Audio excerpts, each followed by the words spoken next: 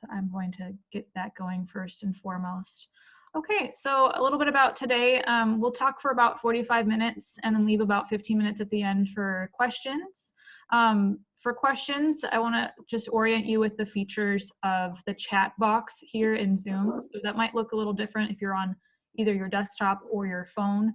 So if you're on your laptop or desktop, you'll see a little chat button down in the toolbox below. And if you can find me, again, I'm just Core to Core, the host, I'm Annie. So if you want to send me a direct chat, that would be great if you have a question. Just so that we can keep everybody's mics muted, it just makes the flow of the session go a little better. If you're on mobile, you might have to tap your screen once before you can see the toolbar below so that you can chat that way. I will admit Alwyn here too. And yeah, so without further ado, we'll go ahead and let the ladies introduce themselves. Maddie, you want to start? Yeah. My name is Madison Page. I'm the CEO and co-founder of Core to Core, and we are very excited for everybody to be listening in on our candid conversation. Annie and I started Core to Core about 2 years ago, and we've been in beta since February of this year. So we launched, thanks Davica for the fist bump. We launched last month. So the plan was to really support our founding instructors, make sure they have a really robust client base before we open the doors. And in light of COVID, we kind of realized that we had the infrastructure to support many different teachers at this time. And it was sort of our responsibility to open our doors up. So so that's me. I live in Eugene, Oregon, with my partner, who's our third co-founder. And yeah. Oh, and I teach Pilates too. What about you? Yeah, if you're not familiar, I'm Anula, and I also teach Pilates. And that's kind of all I do. And one of the reasons I wanted to have this conversation, many reasons, but the most like overarching reason was that I want to, one, hear what people have to say, but two, have like a very like grounded touch base moment on what right now is going to do too much later.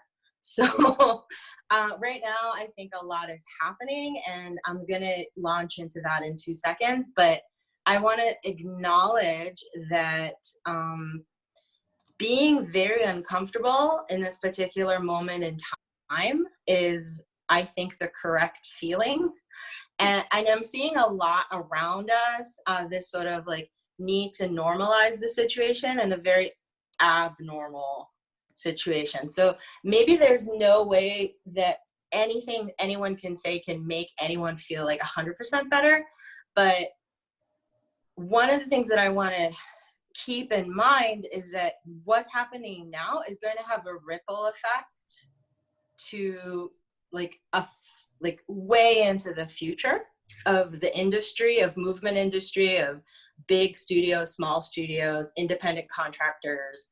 And if we sort of move from that mindset that like the game is now changed, I think the way we are going to be agile and pivot and adapt will be healthier as a community. And I think Maddie can speak to that and to what she's seeing, like the future of group movement, especially. And what I would like Maddie to do is actually say a couple of words on what Core to Core is, in case anybody doesn't know what that is.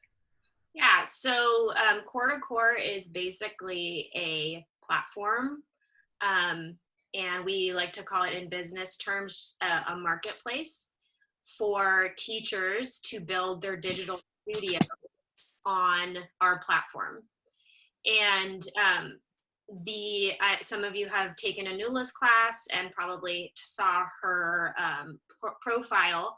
But the idea came from me moving from Portland to Eugene and not having a client base. And it was just like starting from literal zero.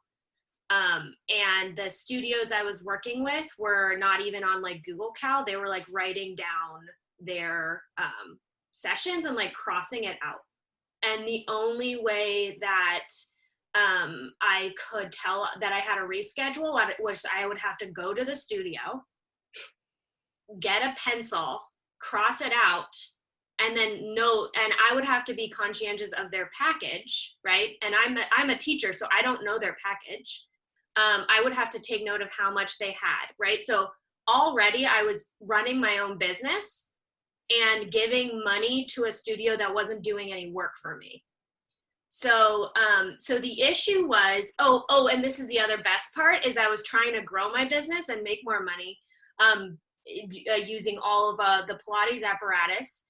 And the studio, I asked if I could bring in a client and rent the space. And she said, and I quote, "I'm going to have to feel into that." Okay, so that's where I was, that was the reality. I'm going to feel into that. No response, no update after. And at that time for me, it was like, this cannot happen anymore because my livelihood is not being recognized by this personal studio owner. And I'll say a lot of studio owners are unbelievably incredible and are business minded and realize that their teachers are their best resource, but a lot are not.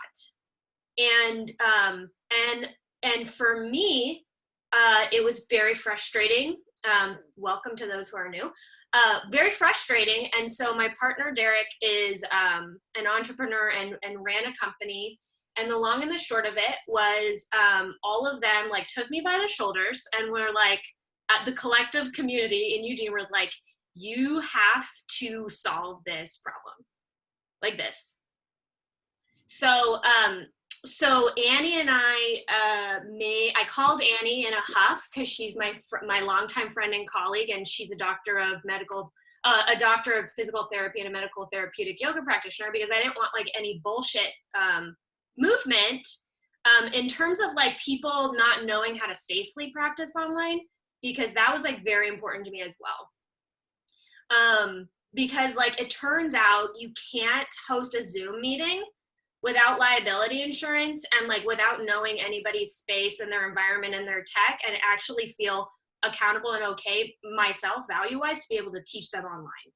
So Annie is like an unbelievable, she should be in law school. I mean, she should be an attorney, of just like always thinking about the safety and the health of our students. So I called Annie, and the long and the short of it is that we have spent 2 years building a realistic solution for our industry. And that is like a one-stop shop to fully take your business and put it on the interweb tubes.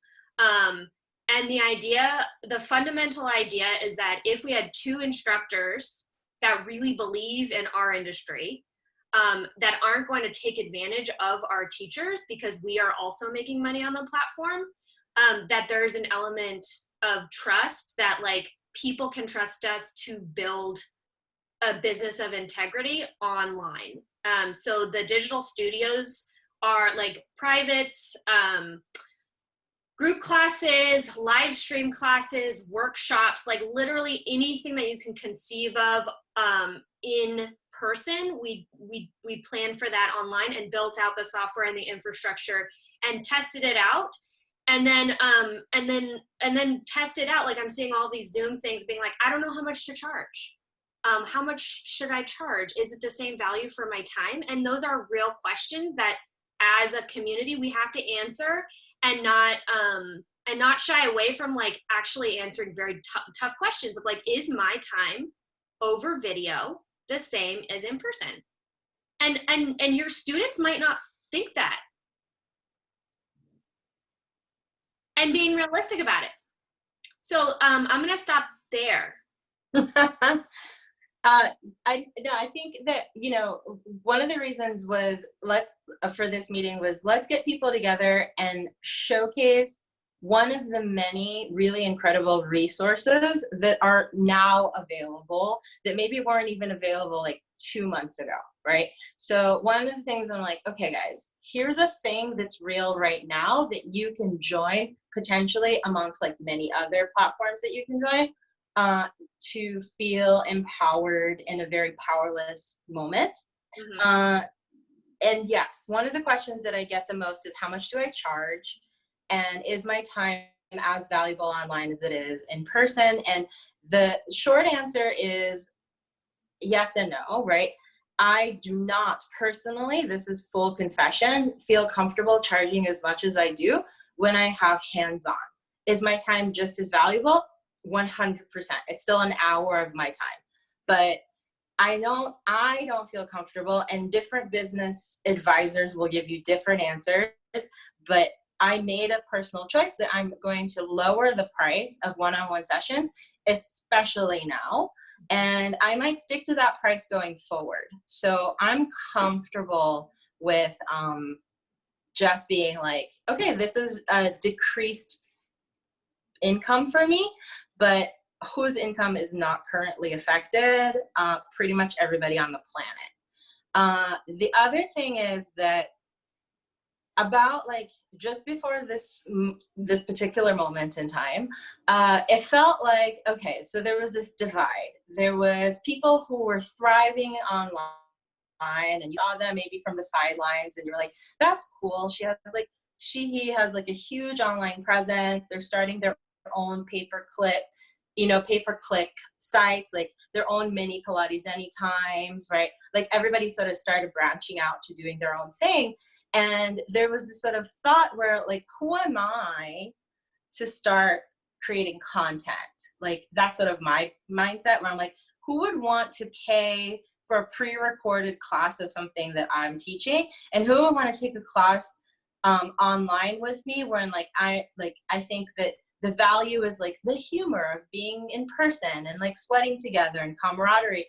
So I had to change my point of view about what digital spaces actually represent. And we were thrusted with zero notice into this entirely new space right now. Like we went from like, hey, I'm going to go to work tomorrow. Hey, no.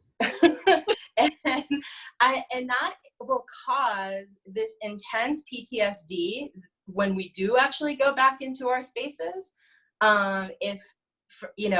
Mercifully, I'm hoping that everyone's space is intact when this problem maybe feels a little bit more resolved. But the PTSD of being in groups will be real. The PTSD of teaching in person after being in your house for like a couple of months will be real.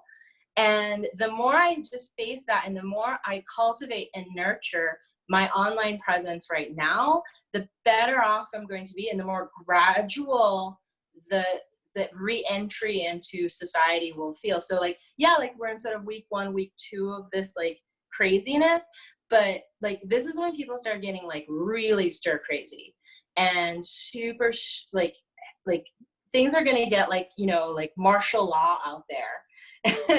And like we're gonna get like shanty towns, like we're just gonna get like way wackadoodle. Like if you ever seen like a zombie movie, this is it, like we're in it, and our job is super luxury based. Like we are not nurses and we are not like first responders, right? Like we are a fully expendable luxury. How do we, 1, talk about that, 2, make it so we are indispensable to the people that are already like missing us, right? So yeah, we're in a luxury business, but we're also like an important therapeutic outlet. So I just want to like have like that dichotomy happen like simultaneously, right? Like I recognize that I'm not a nurse, but I also recognize that I do have something to offer the community basically globally now, like I don't have to offer the community just around me. The last thing I want to say just in this vein is that there's this real intense fear of scarcity right now. Like everybody's going online and it's like, well, what if like all those people that like live in the interweb somewhere are going to go to like what's her face it over there, and like no one's going to come to my online studio. I want to liken this situation to studio owners out there, and literally anybody, is the same thing that happens when a studio opens up across the street from you is the same thing that's happening now.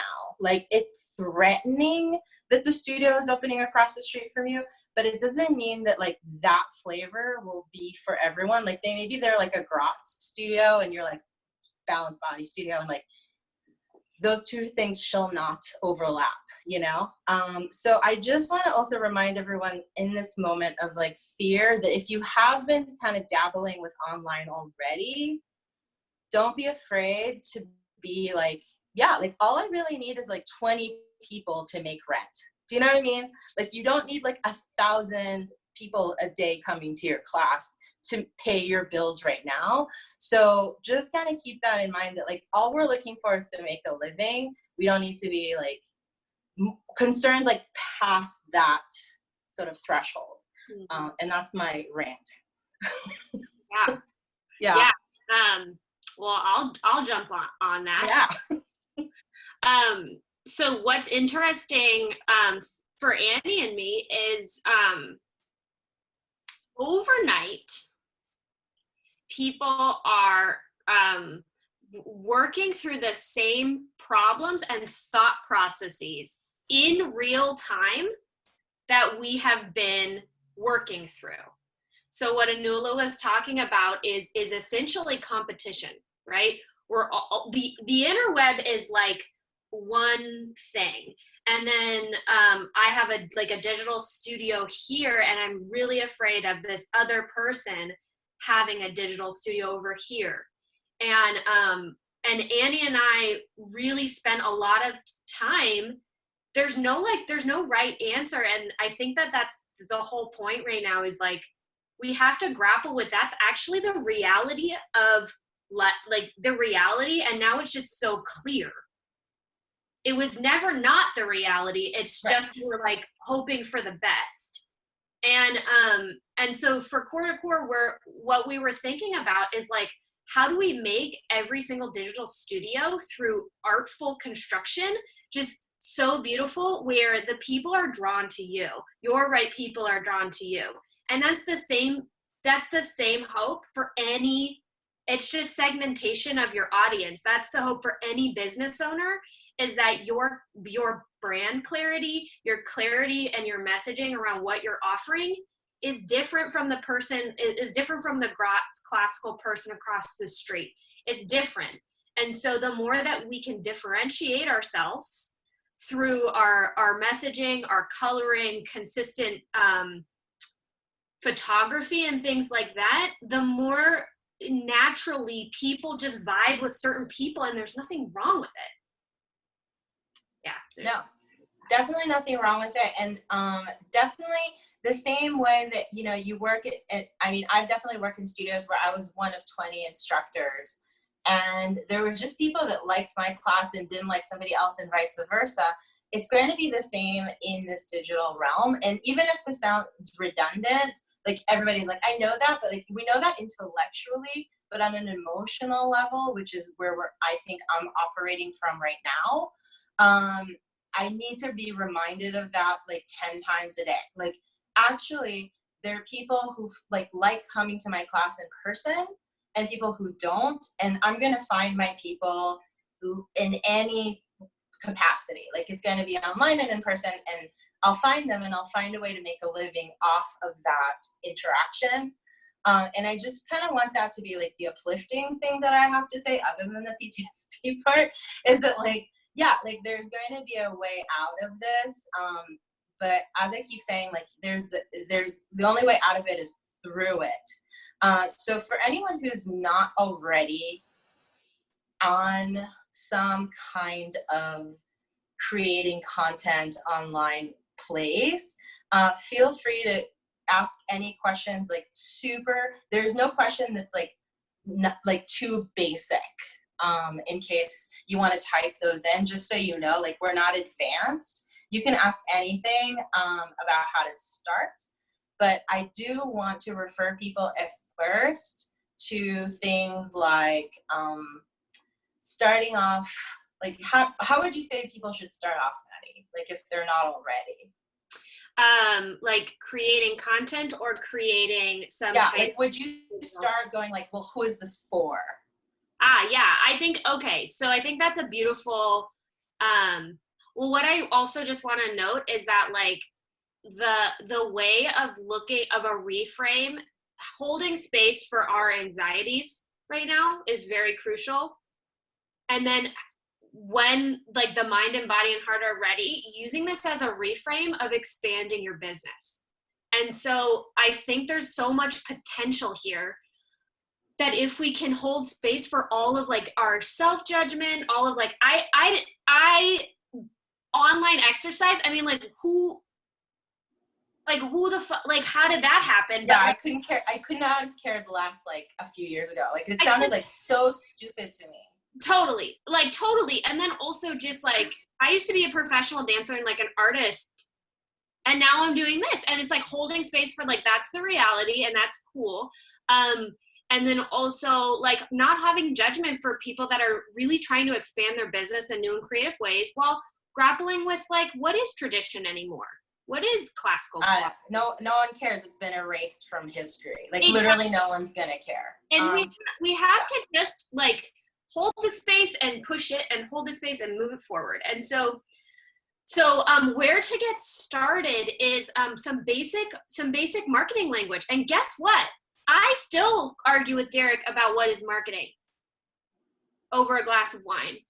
I still say, I think marketing is horrible. I still say that, right? And in as much, at least I have that mind and I'm not like gung-ho for marketing, but it's like, how can I communicate with authenticity and integrity the type of service that I believe that we are doing, which is like really grounding, making mostly women, people identify as women, very strong. And like, how can we put that forward? So the basic question that Anula was saying is, who's my service for? Who is it for, and how do I translate, potentially in a completely new medium for whomever, for you, how do I translate who I am in a very short, succinct way? And more than who I am is, how do I find a way to communicate a certain vulnerability that is the attractive part of working with your particular teacher? Like it doesn't, I think vulnerability is like maybe a trigger word, but like how do I say in a very short way, visually and through text and through language, is like, who am I, and how do I become invaluable to you, is creating a relationship. Mm-hmm. And by having a relationship, I do have to reveal something about myself, because what I'm seeing a lot of from the sidelines here is very like general appeals to the public, right? Like, we're going online as like Studio 202 in Milwaukee, you know, and I'm like, yeah, you know. So you'll appeal to your client base that you currently have. Mm-hmm. And then how do you grow from there, right? Like, you're going to appeal to the like, I don't know, 50 people that already come to your studio. And then what happens after that, right? And that what happens after that has a lot to do with what would you like people to know about you, right? And it doesn't have to be like super, super personal, but it does have to be relatable, right? So no one cares about Studio 202 right now, right? Like, literally no one, because they can't go there anymore. So how do you add value to someone's life? Is that you connect with them and make them feel like they belong to a community. You make them feel like they're wanted. You make them feel like they are important to you. And by make them feel like those things are true, like you're not manipulating them into thinking that, you truly have to believe that you want to spend time with XYZ person. Mm-hmm. And you truly have to believe that you have something to offer them that no one else can. And the thing that you have to offer them right now is literally you. That's all you can offer them. Like everybody teaches Pilates. Like, the Pilates doesn't matter. The actual exercises don't matter. It's spending time with someone comforting or inspiring or just plain old fun or clear, right? Spending time with something that's super clear is comforting. And then spending time with someone who makes you feel seen and important will create a return to your class, right? So focus on those things that you already do in person. We just have to like sharpen them and clear them up when we go online, and they have to be even like more, like 25 million% more than they are when, like, I can put my hand on someone's shoulder. We've created a connection.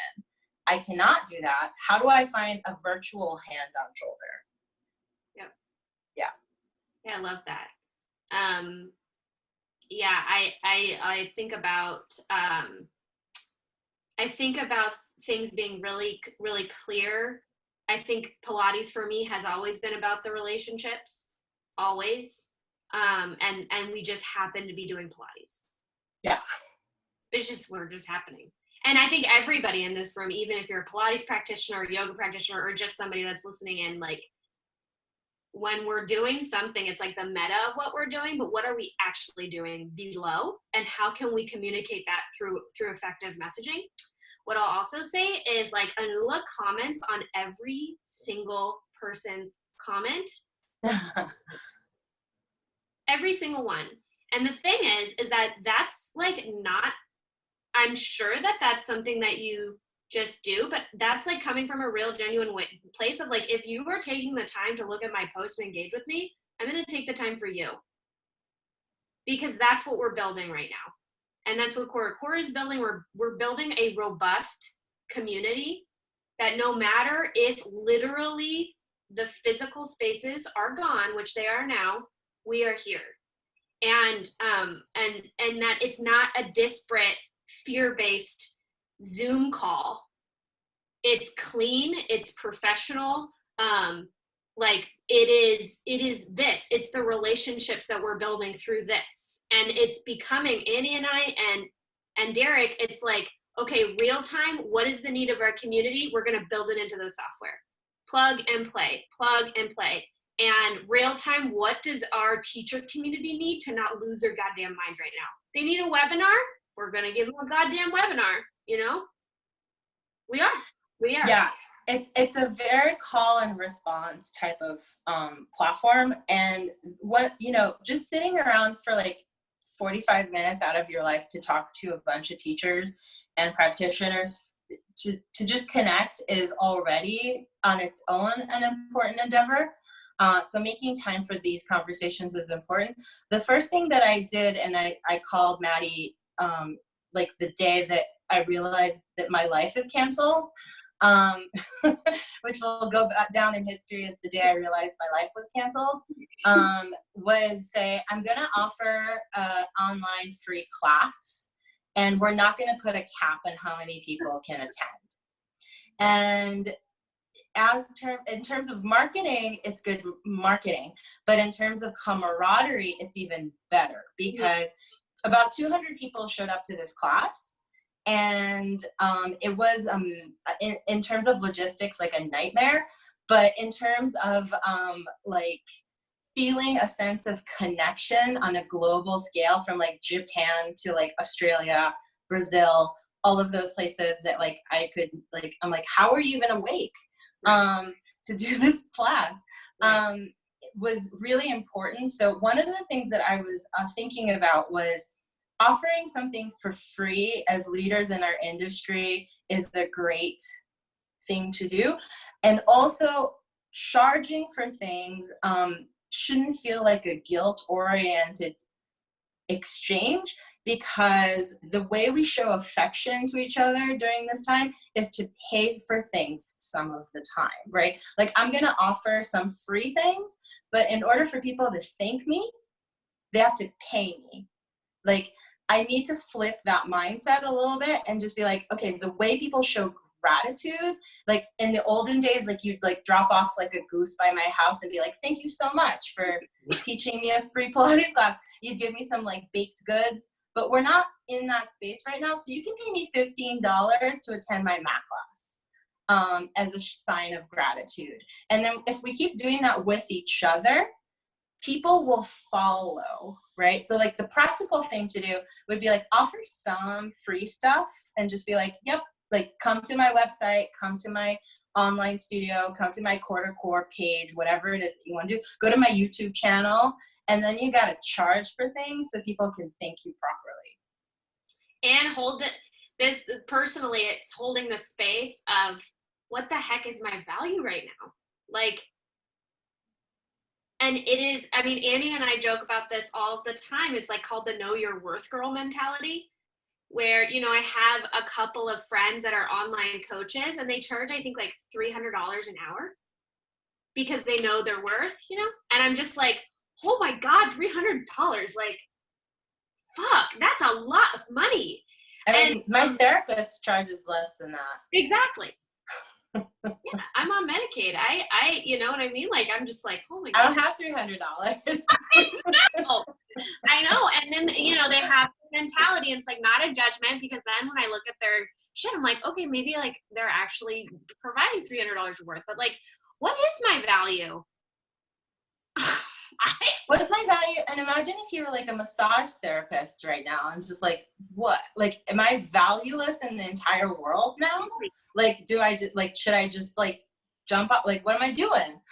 And I think about all the people that are literally manual workers on other people. Like, they're massage therapists, but there are other modalities. And I'm just like, we're somewhere in that realm of like body work and spiritual something or other. I'm not a spiritual person, but like there's something that happens where we're going to a space that we're not familiar with, and we're asking people to pay us for something we're not sure how to do. And we're not that good at, and that, you know, we're not that good at.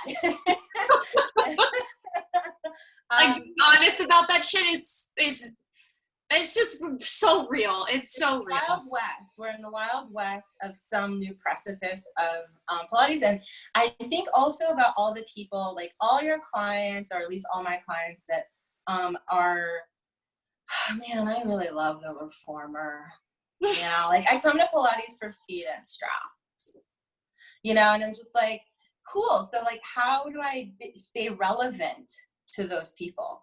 And again, it just circles right back to like, one, like they might have not really liked Pilates in the first place. Like if they only came for feet and straps, like maybe they're not your best demographic in the moment.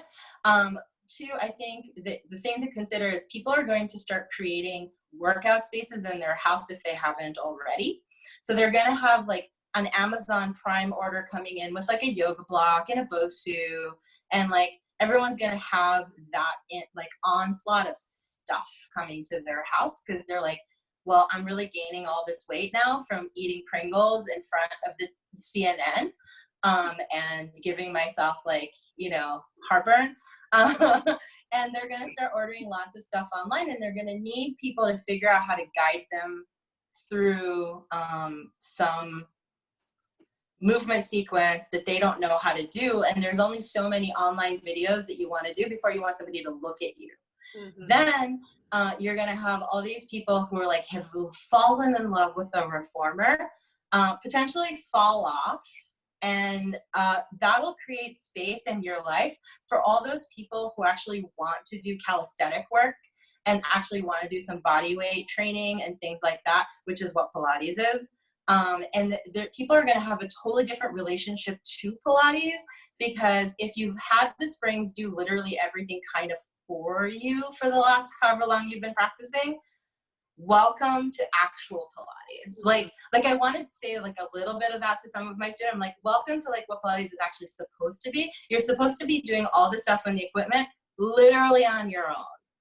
That's the trajectory. It's from the reformer to the mat, not the mat up to the reformer. So I'm a little bit like re-educating my clientele, and I'm comfortable doing that. Like I'm not scared to say like, I'm really sorry you're missing your reformer. Cool. Actually, Pilates is meant to be done with gravity. And you're actually mastering your practice way more right now than you have ever, because you've been doing Eve's lunge and feed-in straps with me for like $100 an hour for 15 years. I'm gonna fucking kill myself. I've been teaching you feed-in straps for 15 years. We have not progressed, friend. Yeah. So a little bit, I'm like, actually, this is a weird little blessing in disguise for some of the people who you're trying to convert to the mat. And some will follow and some won't, and that's cool. Yeah, I just love meeting people's edge, where I have a student on the reformer and she's like, I just hate math. It's over quarter core. I just hate math. And I'm like, well, why? And that's the jump, that's the launching off point. Why? Yeah. Why do you hate math? Like, let's talk about that. Because it's hard. Yeah. Lots of reasons. It's hard. Okay, it's hard. I can't distract myself. That's right.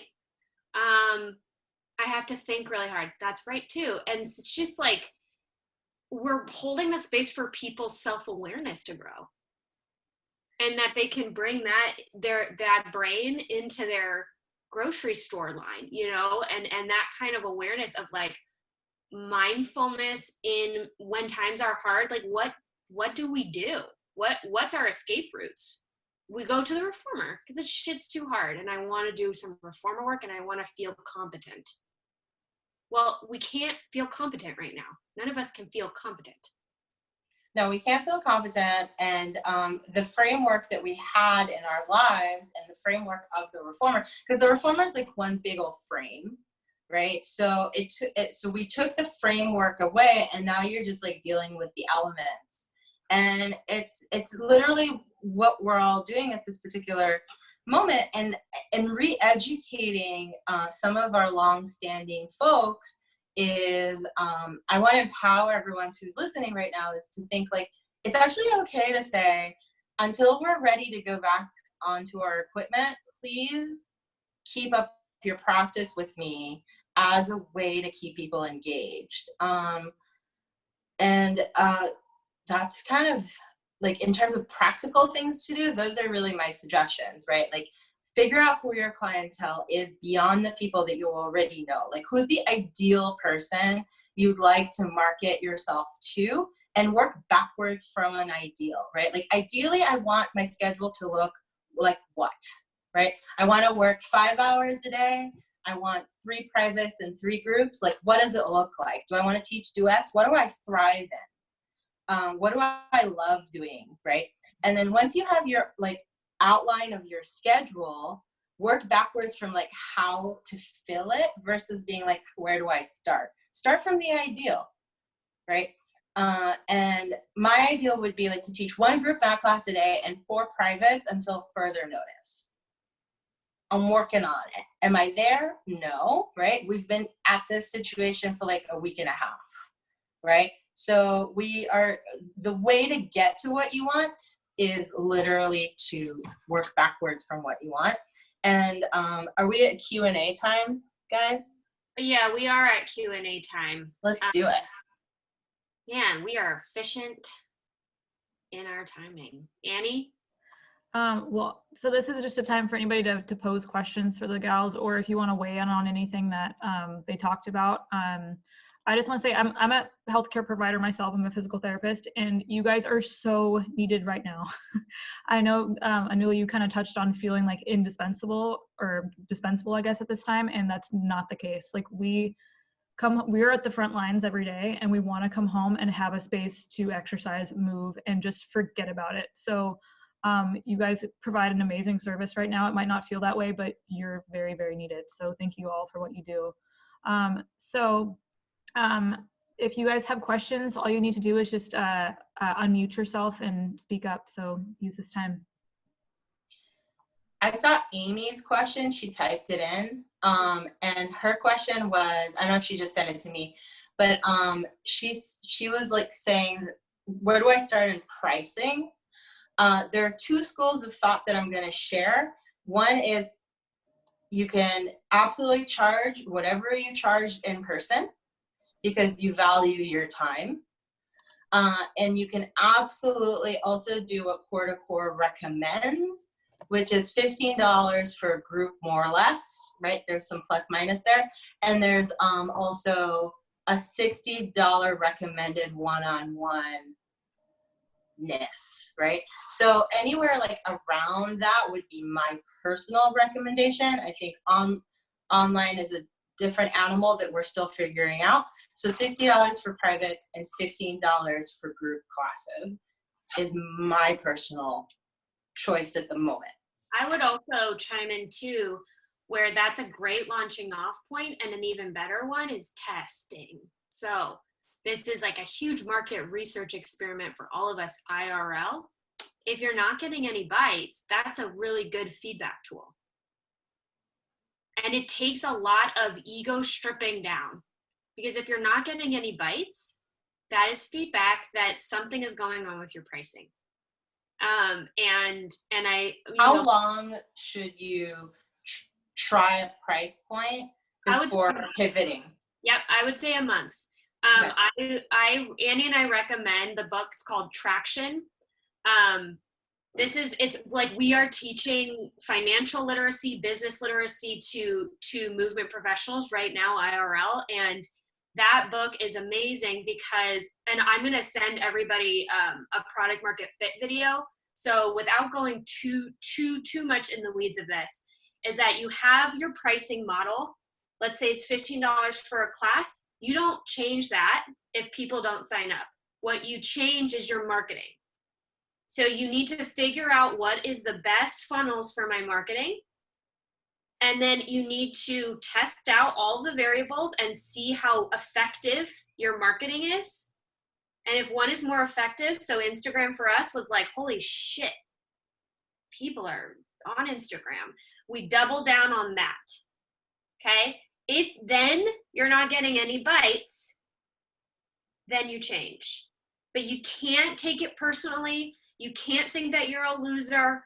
You can't think that nobody wants your service anymore until you check off all of the unemotional marketing boxes. So Traction's a really, really wonderful book that has 28 traction channels, and they're all different right now, and they're all going to be very much changed because nobody can see each other in person. We have a question from Lindsay. I'm struggling to manage client relations. So, yeah. Yep. Correct. Yep. Yeah. So I would say, Lindsay, do you want me to say this question out loud? Are you okay with it, or quiet? Yeah, it's fine. Okay. No, it's fine. Right. So this is what Lindsay's a founding teacher on C2C. She's been with us since the beginning. She's one of the very first instructors that reached out to us. Something that was important for our founding instructors was that they were forward thinking in the way that they're relating to like digital. And they were just like, I want to anticipate a world that might all be digital. I'm going to anticipate it, and I'm going to go from there, like Anula was saying, and work backwards. And so Lindsay reached out to us like last summer, and she was like, this is the way it's going. I want to be able to provide this service in addition to in-person clients, which I think is incredibly adaptive and business-minded. So this is what happened to Lindsay. Let go from a studio where I was teaching 30 hours a week because of my relationship with C2C. So there is some legal bullshit going on where the studio owner, because Lindsay wanted to start teaching on over digital and making an income for herself, a better income, she was let go. That's my judgmental brain. Planning, recording. Oh, sorry. I signed a non-compete, but my people keep reaching out to me and they want me to take online. How to weigh in on that? Yeah. I would just run through the terms of your non-compete. That's a sticky situation. Yeah, I think that's more like one-on-one talking about working through the liability. Something that's important that I do want movement professionals to take seriously is their contracts. like the non-compete thing, I understand studio owners want to retain their business, and it will happen if you treat your teachers well. They're not going to want to leave you. But the non-compete to me things is like fear-based, and like Lindsay and the studio. So yes, we need to talk about the non-competes. And somebody is talking about tricky because the language is 1 mile radius. Well, we're going to talk about that after. Yeah. We're going to talk about where's the mile? You know, right. It's weird. Like around your house? So the studio is 2 blocks from my house. But the people aren't necessarily a mile from the studio. I don't know. It's new. I mean, somebody on a legal team to weigh in on that, just so that you feel comfortable with that. But I think you can get out of it.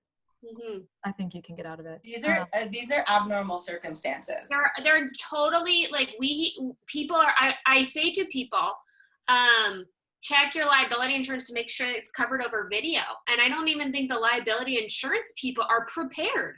Yeah, that's where I want to pivot the questions to. Yeah. Like, one of the things is, like, guys, your liability insurance has to cover video, which is really strange. And I would advise you to reach out to Annie and ask her the nitty gritty of that, because we don't have time to go like too depth into that. But I want to put it into this conversation that you guys have to figure out like something that is comfortable and true and keeps you safe.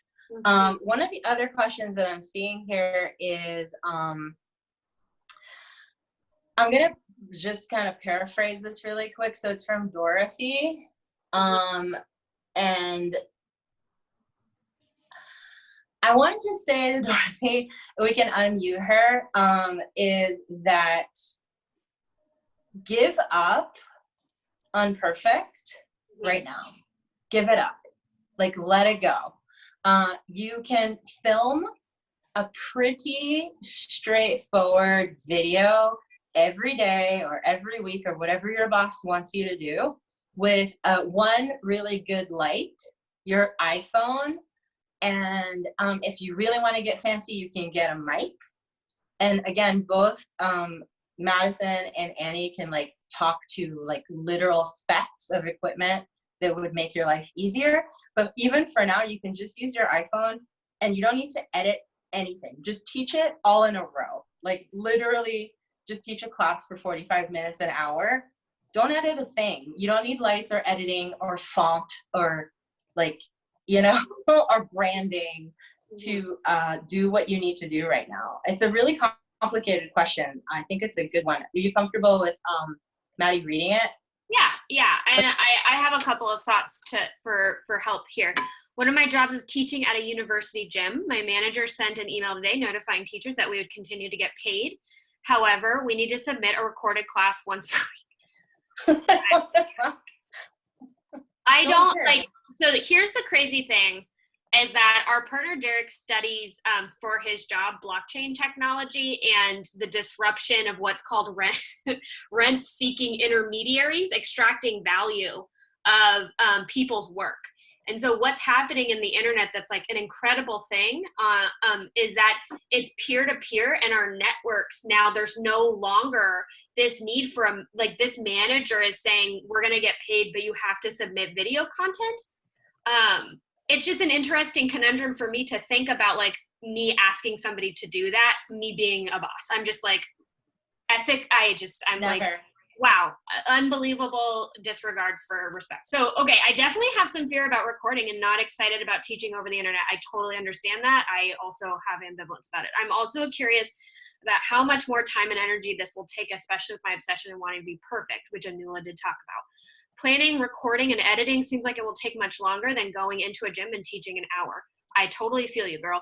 I've already thought about having one-on-one sessions with clients, and there's far less fear there. That sounds like a little uplifting moment to me. But recording a video for anyone to watch at any time isn't appealing. So one of my actual life coach's friends, she's an Aries. She's like very fiery. She told me, just go with your joy, which I just think, honestly, if I think of it practically and get like the woo-woo-ness out of it, it sounds like, Dorothy, something that you like is to get paid for your time in real time. And so to go with that and let the online recording be a natural progression if that is something that you realize that your business is warranting. For instance, we have so many emails asking about catching the replay for teachers on Core. And we have a very obsessive focus on getting everything right of what we're doing right now, which is virtual training, essentially. And we're not live. We're coming to you live. And we are not going to let go of that until we understand the exactly beautiful, beautiful core interaction that's being handled on Core to Core. Until that happens, then we will turn and allocate resources to giving teachers to have more revenue, get more revenue streams, and charge their recorded classes. But that's not going to happen yet. And so I would advise to Dorothy, stick to what feels good right now. Everyone's pretty anxious right now, so feeling good, I think, is important. And then if it feels like a necessity to go into recording, have at it. Have at it, and like, don't get too bogged down on the tech, because you can just like keep it super low tech, super low budget, and make it look like clean and clear. Really, I don't really need like 5 different camera angles to get how to do cat-cow. You know what I mean? Like, or whatever it is that you're going to teach, right? So you're going to teach roll up, like just teach the roll up, and you can do it yourself. You can get like a friend to come in and do it with you, get like somebody who's already in your house to do it. But I don't know. Let go of the perfectness of it. It does, that part literally doesn't matter as much as we think it does. And you're going to get better only by doing. Yeah. Only by doing. Yeah, you really only get better at when you practice something. No one's ever, I tell this to my students all the time, like, you're not going to get worse at playing guitar by playing guitar. You know what I mean? Like, you're not going to get worse at your Pilates by doing more Pilates. So all the people that are frustrated with like the things they can't do with their body, I'm like, well, you're not getting any worse at this by doing it over and over again. So you'll definitely get vulnerable. More comfortable being online by being online. We got one more question from Marianne Mattiello, who, if anybody knows me personally, that's my mom. And I had no idea she's on. Mom! So embarrassing from all my friends, Mom. Okay, do the teachers correct the students while taking classes? Yes, Mom. Yes. Not 200 students, Maddie's mom. But when I have a smaller group, I definitely try and speak to everyone individually whenever they look lost. Yeah. Or even when they don't look lost, even when they're doing something really great, they'll still get the positive reinforcement that people really love receiving in a group class. Yeah. And I love, and we can move on from this question. Thanks, she says. No problem, Mom. Thanks. What I will say about that is, so the upright honesty about working out virtually is that it's different in person, and it's up to us to figure out what's different about it and how can we strengthen it. So, so what we have found for our teachers that joined us in the founding teachers, it was like really this educational process of how is this service going to be like very different and also equally maybe more beautiful to some people, maybe less. And it is talking to the student. It is communicating, like, how does that feel? And it's this wonderful intimate setting where people are in their homes. And a lot of the people that are really encouraged, like, we weren't even thinking about that COVID was going to happen, 19. We were thinking about, like, who is our service for? Like, people that don't feel safe going into studios. And like, that is now, those are now your people. Like, yeah, the door has been opened in a really, really different way. For one, people that do not feel comfortable going into Pilates studios, because as we all know, Pilates studios can be intimidating at first. They're definitely not intimidating once you've been inside, but we all know that walking by a Pilates studio can feel like, ooh, is that for me? Is the branding of this for me? Am I the right demographic for this space? Blah, blah, blah. And the other thing is, it's like, they also have the option to turn their cameras off. So all the people that feel vulnerable moving in front of people, they can just see you move or be guided with your words. And the added value of that has opened up a demographic of people that I don't think we've ever really considered, because we're all brick and mortar humans for the most part. So all the brick and mortar people who have only seen a section of society come in through their doors, you actually have a bigger section of society coming in right now, because you can just turn your camera off and move with a group or one-on-one, or I don't know, I wouldn't turn my camera off for one-on-one, but like in a group setting, I could just like be like, I just want to listen to this class. I don't need to be seen. That's a lot of people. That's really a lot of introverted, shy people. Yeah. So that's encouraging in terms of like, how do we get people through our digital doors? It's that. We're going to answer one more, and then Annie and I have to run a new student and studio webinar literally right now. Yeah, Davica is like, yeah. Yeah, let's just read it from Davica because it's so damn good. It's not like there was a module in our Pilates training about teaching online. This is a huge learning curve, absolutely. A lot of folks are being thrust into a totally energy different output. I know. God, I know. There's a huge amount of privilege, ableism dynamic in the Pilates studio on the very special equipment, and have a huge opportunity to open the whole thing up. Yes, it's just a reframe. Who are your people now, right? And like, God damn, like I don't even know when I feel comfortable in a Pilates studio, and I'm a teacher. You know, that's yeah, Rachel. She's like, me too. Like, I don't feel like I belong there, and I'm like total able-bodied, and I feel self-conscious. Like, well, it's talking to all the imposter syndrome teachers and all the imposter syndrome students. It's like, we've all sort of been faking it till we make it. And now you kind of don't have to fake it anymore. Like, you could just be like, man, like I haven't been going to Pilates, or I've never tried Pilates, or I quit my membership at the Pilates studio or whatever, because it's too whatever, right? Like it was too much for me. I didn't feel like I had enough Lululemon for any given time, right? It's too, sometimes there's a moment of, we have to check the privileges of the industry, because, you know, this is a super luxurious thing that we're offering. So yeah, I think that's a really good, the most empowering thing of this conversation is that there's a whole demographic of humans that we have not considered, or have not been built into our training, who have not been built into our business models, that are now being added to our business models overnight. Yeah. Capitalize. And a beautiful opportunity. The beautiful opportunity of digital is that it's not just your students anymore, right? And that was the biggest learning curve for core to core, not a learning curve, but awareness, is that like we have all of these amazing instructors on one platform, and like the more people, it's more eyeballs on everybody's digital studio.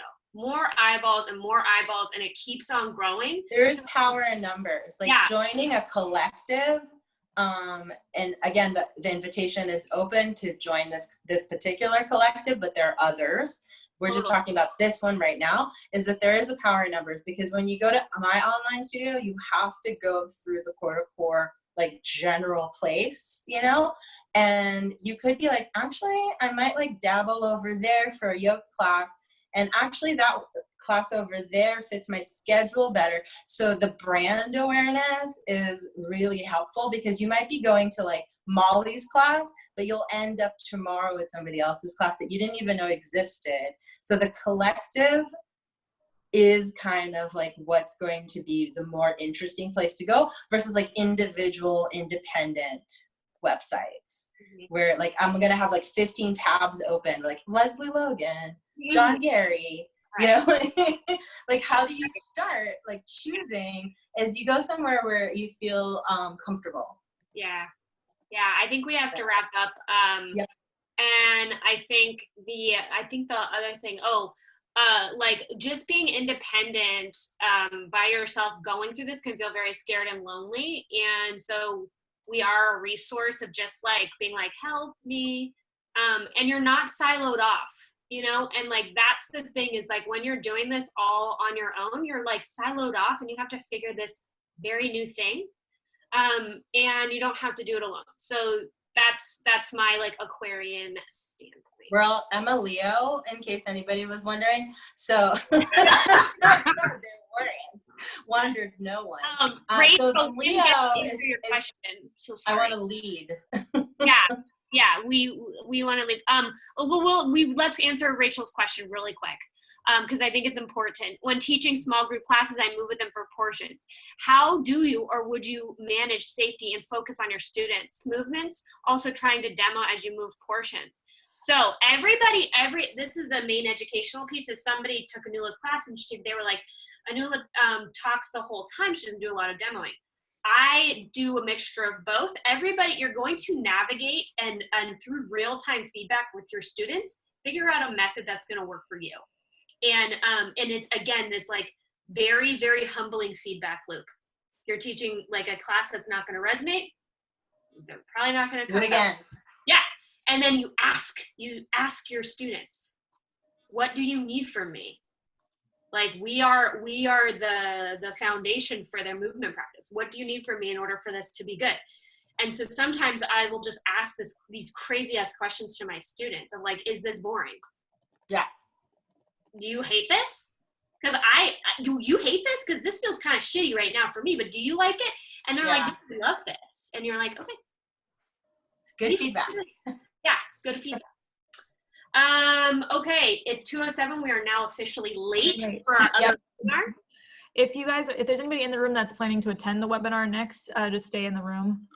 Otherwise, thank you for joining us. Thank you. Bye, everyone. Thank you. We thank you so much, everyone. All right. Okay, it looks like we've got quite a few people here to join us for the webinar. Thank you for waiting patiently. We're just wrapping up real talk with Maddie and Anula on what's happening to our industry right now. So thank you all for joining us. We have a little bit of an agenda today, but before we get started, if you haven't used Zoom before, this is what we use to take and teach classes, so start to get familiar with it if you aren't already. I had everybody muted as they walked in, so your mic is muted if at any point in time you need to speak up. There is a chat box down below, so if you want to hit the chat box, you can type a message to everybody or someone specifically, either Madison or myself. I'm Annie. So feel free to use that to chat. You do have the option to unmute yourself, but it can be a little bit disruptive. So if you can, use the chat function. Yeah. Let's start with intros. Yeah. We are, I'm just sending some links to people who are having some trouble getting on. So while we do intros,